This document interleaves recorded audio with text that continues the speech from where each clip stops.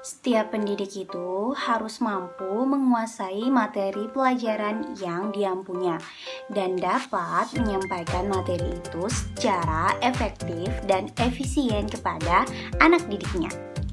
Maka dari itu, sangatlah diperlukan perencanaan pembelajaran dalam dunia pendidik. Jadi, apa sih itu perencanaan pembelajaran?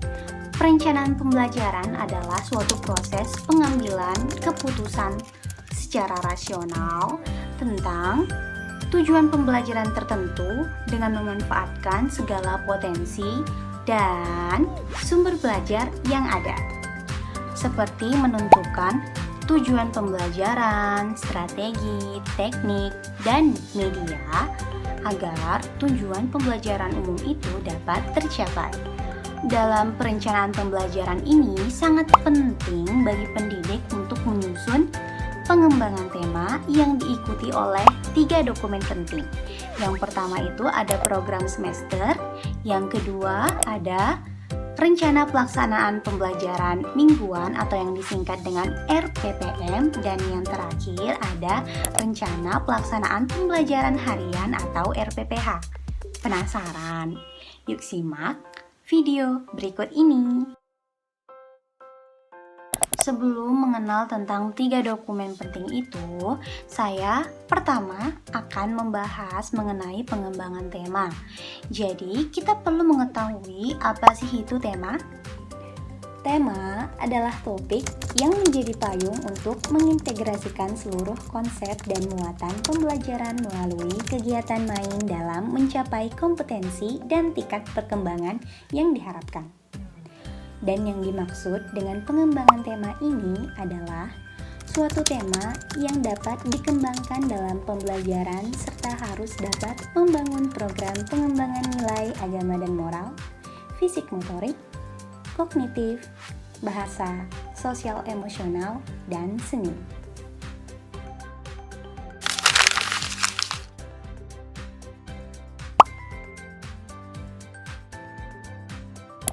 Yang pertama ada program semester. Program semester adalah suatu perencanaan yang mencakup kegiatan PAUD dalam lingkup waktu 1 semester, di mana program semester ini memuat tingkat perkembangan, kompetensi dasar, tema dan subtema, serta alokasi waktu. Dalam pengembangan tema ini, pendidik amatlah perlu untuk memperhatikan prinsip-prinsip pengembangan tema. Yang pertama ada kesederhanaan, yang kedua ada kemenarikan, yang ketiga ada kedekatan, dan yang keempat ada keinsidentalan. Tema ini juga sangat perlu dikembangkan menjadi subtema dan atau sub-subtema. Subtema dan sub-subtema ini merupakan topik yang lebih khusus lagi dan lebih mendalam.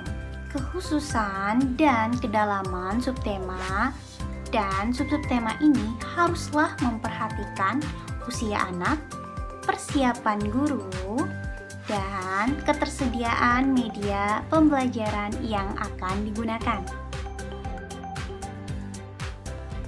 Seperti contoh berikut. Ini merupakan pengembangan tema yang saya coba buat sebagai tugas praktikum mata kuliah perencanaan pembelajaran anak usia dini. Di sini saya mengangkat tema hewan berdasarkan makanannya. Dengan subtema ada hewan herbivora, hewan karnivora, hewan omnivora, dan hewan insektivora. Lalu kemudian ada sub-subtema. Sama seperti yang lainnya, saya hanya mengambil subtema dengan contoh. Yang pertama adalah contoh-contoh hewan karnivora, ciri-ciri fisik hewan karnivora, jenis tempat tinggal hewan karnivora, ciri khusus hewan karnivora. Dan sub-subtema ini berlaku juga pada subtema lainnya. Selanjutnya, dalam program semester sangat perlu untuk menentukan KD atau kompetensi dasar. Dan kompetensi dasar ini haruslah memuat aspek-aspek perkembangan anak usia dini. Yang pertama, nilai agama dan moral. Lalu ada fisik motorik, kognitif, bahasa, sosial emosional, anak usia dini, dan seni. Untuk KD ini sendiri dapat ditulis lengkap dan juga dapat ditulis hanya menggunakan kode-kode yang tertera.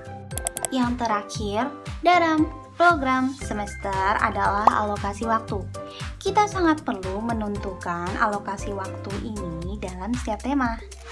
Waktu pembahasan dari tema dan subtema ini haruslah disesuaikan dengan yang pertama itu ada minat anak, yang kedua itu ada kedalaman atau keluasan tema yang diambil, dan yang ketiga perlulah untuk disesuaikan dengan sumber dan media pembelajaran yang tersedia. Contohnya seperti ini. Ini adalah contoh program semester yang saya buat sendiri dengan panduan dari kurikulum 2013 dan contoh-contoh dari kurikulum yang ada serta hasil dari observasi saya di TK Aisyah Kancor. Nah, ini dia KD-nya. Saya hanya mencantumkan kode-kodenya. Ingat ya, KD dapat ditulis dengan lengkap dan dapat juga hanya ditulis menggunakan kode saja, serta aspek perkembangannya itu harus lengkap. Kemudian, pada program semester saya ini ada juga alokasi waktu. Contohnya seperti ini.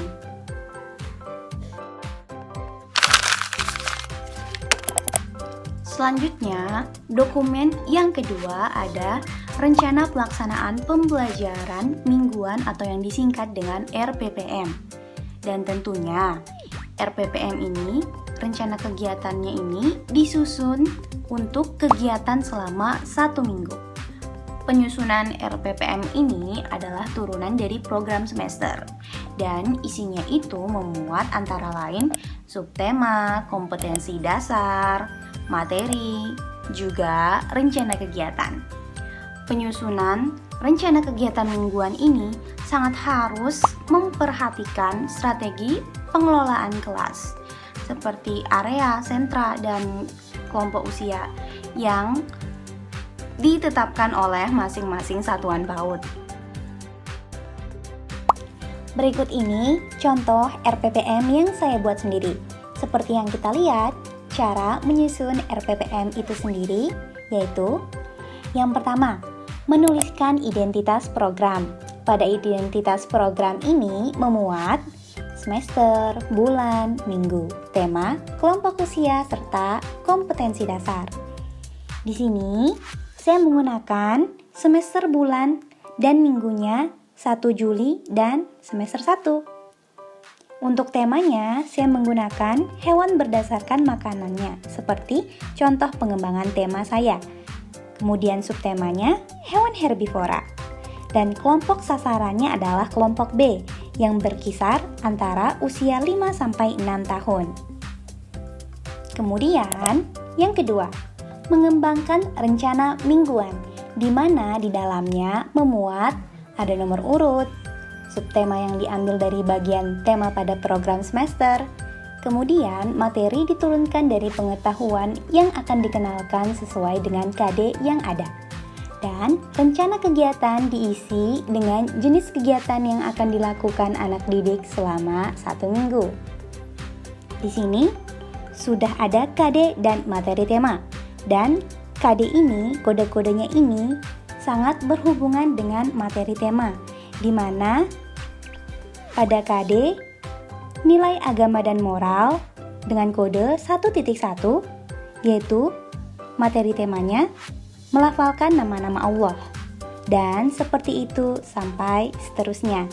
Ada fisik motorik, kognitif, bahasa, sosial emosional, dan seni.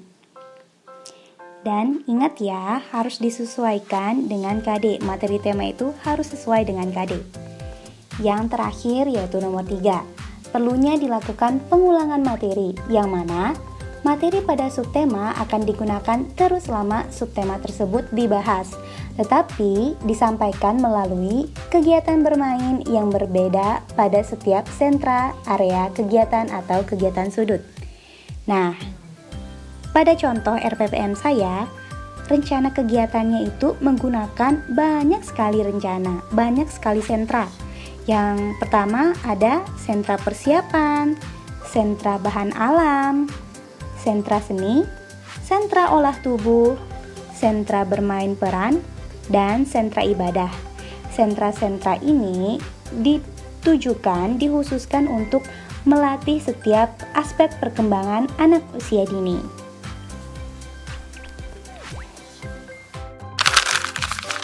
Nah, selanjutnya kita menuju dokumen terakhir, yaitu Rencana Pelaksanaan Pembelajaran Harian atau yang disingkat dengan RPPH. RPPH ini merupakan acuan untuk kegiatan bermain anak selama 1 hari, dan RPPH ini disusun oleh guru. Format RPPH ini memuat komponen-komponen yang telah ditetapkan. Sekarang kita akan memasuki bagian contoh RPPH, dan RPPH yang saya akan tampilkan ini adalah asli buatan saya selama masa praktikum mata kuliah perencanaan pembelajaran anak usia dini. Yuk, mari kita terus simak video ini. Nah, ini dia komponen-komponen yang sangat harus diperhatikan dalam pembuatan RPPH.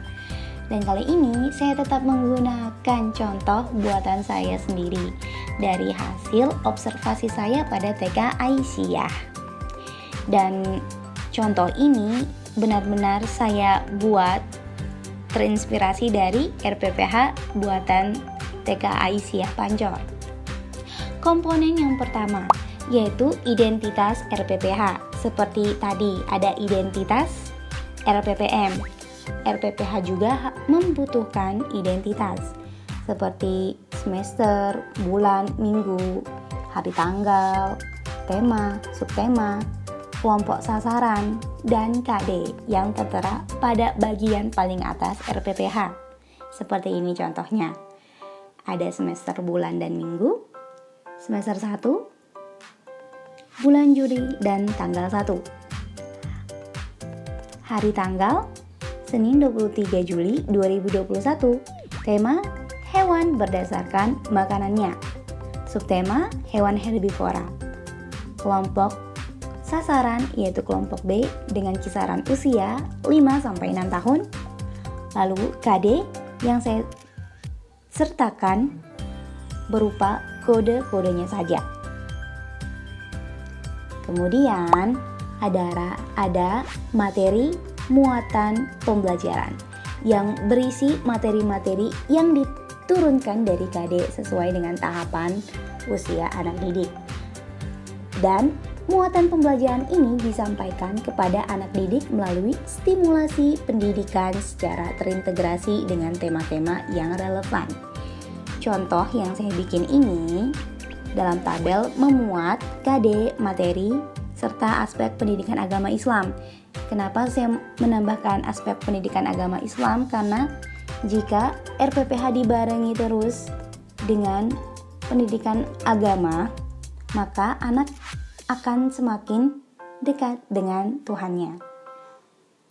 Di sini kita ambil contoh KD pada fisik motorik dengan kode 3.3 sampai 4.3, di mana pada materi itu mengatakan melatih keterampilan motorik halus dan motorik kasar.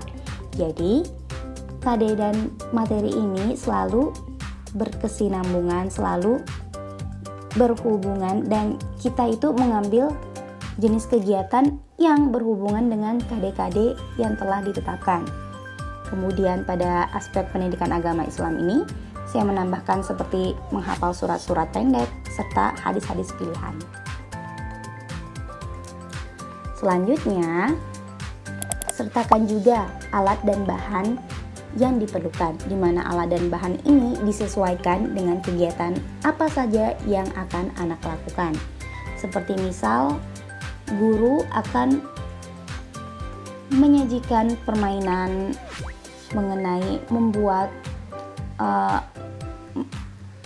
hewan-hewan dari plastisin, maka guru harus menyediakan seperti plastisin, plastik, tempat, dan sebagainya.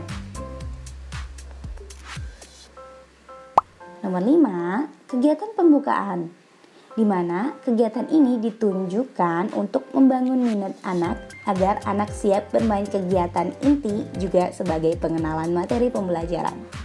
Pada kegiatan pembukaan ini sesuai dengan soal pembukaan, pada tabel yang sudah saya sertakan memuat nomor, kegiatan main, serta alat dan bahan. Di mana pada nomor 3 bernyanyi lagu Islami dan melakukan kegiatan tepuk semangat. Itu menggunakan alat dan bahan berupa buku panduan Az-Zahra, dan Az-Zahra ini merupakan TK yang saya buat sendiri untuk RPPH-nya. Jadi, kegiatan-kegiatan main ini, kegiatan-kegiatan pembukaan ini berupa penyemangat awal untuk anak didik agar semakin memahami dan semakin semangat untuk mempelajari tema-tema yang kita kenalkan itu. Kemudian saya juga menambahkan yang namanya transisi, di mana nanti anak akan belajar toilet training, dan dari situlah ia akan bersiap untuk segera ke kegiatan main atau kegiatan inti. Kemudian ada kegiatan inti itu, di mana dalam kegiatan inti menerapkan proses belajar dengan pendekatan saintifik, yaitu anak mengamati sesuai dengan tema yang dibahas, menanya, mengumpulkan informasi, menalar, dan mengkomunikasikannya. Sekarang kita pada contoh di mana anak akan menuju lingkungan mainnya. Di sini guru menyiapkan kegiatan main berupa, lihat pada tabel ya, memuat nomor kegiatan main dan alat serta bahan, sama seperti kegiatan pembuka. Tabelnya sama ya, tapi kegiatannya berbeda dan sedikit atau lebih seru lagi. Dimana kita lihat pada nomor 1, mengelompokkan jepitan sesuai warna, dan alat dan bahannya itu jepitan jemuran, kertas segi 4, dan persegi panjang. Jadi pada kegiatan main ini pada kegiatan inti ini anak itu sudah mulai bermain hal-hal yang seru, hal-hal yang terkait dengan aspek perkembangannya, dari mulai nilai agama dan moral, fisik motorik, bahasa, kognitif, sosial emosional, dan seni, itu masuk semua pada kegiatan inti dan kegiatan lain-lainnya. Jadi sebagai guru itu kita harus memikirkan kegiatan atau rencana-rencana permainan yang benar-benar dapat mengembangkan aspek-aspek pertumbuhan dan serta perkembangan anak. Jangan lupa, kegiatan main itu juga harus seru dan mengasyikkan. Kemudian, saya juga menambahkan pukul atau waktu-waktu agar kegiatan serta perencanaan harian ini menjadi lebih efektif serta sesuai dengan waktu. Ini bisa dilihat, kegiatan intinya dimulai pada pukul 08 sampai 9 WITA, di mana anak diberi kesempatan bermain selama 45 sampai dengan 60 menit. Betapa senang banget ya anak jika diberi banyak permainan, tetapi tetap mengedukasi anak itu sendiri. Dan guru juga aktif dalam mencatat perkembangan anak dan memperkuat bahasa anak ketika bermain, lalu memberikan pengasuhan yang lebih kepada anak yang membutuhkan. Jangan lupa, kita harus memberikan anak waktu untuk istirahat, di mana anak nanti akan bebas terarah di luar ruangan maupun di dalam ruangan. Guru ikut bermain sambil mengawasi anak, dan jangan lupa untuk cuci tangan. Menurut saya, RPPH pada kegiatan inti yang saya buat ini sangatlah cocok untuk kegiatan sehari-hari anak. Lalu kita menuju kegiatan penutup yang tentunya dilakukan di akhir kegiatan berupa transisi dari sekolah ke rumah yang diisi dengan berbagai kegiatan yang membuat anak menjadi rileks. Di sini pada contoh berikut ini saya memaparkan beberapa atau banyak kegiatan sesuai dengan SOP, dan di mana kegiatan-kegiatan ini akan merilekskan anak, membuat anak menjadi lebih tenang dan mampu menyerap apa yang telah dipelajarinya. Seperti anak membereskan alat main dan mengembalikan pada tempatnya, ya, dan lalu kemudian mereka duduk melingkar, berdoa sebelum makan bekal atau snack yang telah disediakan dari rumah atau ada pada sekolah. Kemudian sampai berdoa, pulang, dan salam. Itulah dia kegiatan-kegiatan inti yang saya tulis pada contoh. Dan yang terakhir ada rencana penilaian, di mana rencana penilaian ini mencakup seluruh perkembangan anak usia dini. Jadi, pada contoh yang telah saya buat, saya membuat sebuah tabel, di mana rencana penilaian ini ada indikator penilaiannya yang memuat program pengembangan, KD, serta indikator itu. Kita lihat saja contoh pada program pengembangan kognitif dengan KD 2.2, di mana anak tidak ragu untuk bertanya sesuai dengan kegiatan saintifik tadi. Jadi anak memiliki kesadaran dirinya untuk tidak ragu dalam bertanya. Kemudian nomor 2 ada teknik penilaian. Jadi saya menggunakan teknik penilaian checklist, hasil karya atau anak mengumpulkan hasil karyanya, dan catatan anekdot. Jadi seperti itulah komponen-komponen yang saya sesuaikan dengan RPPH buatan saya sendiri.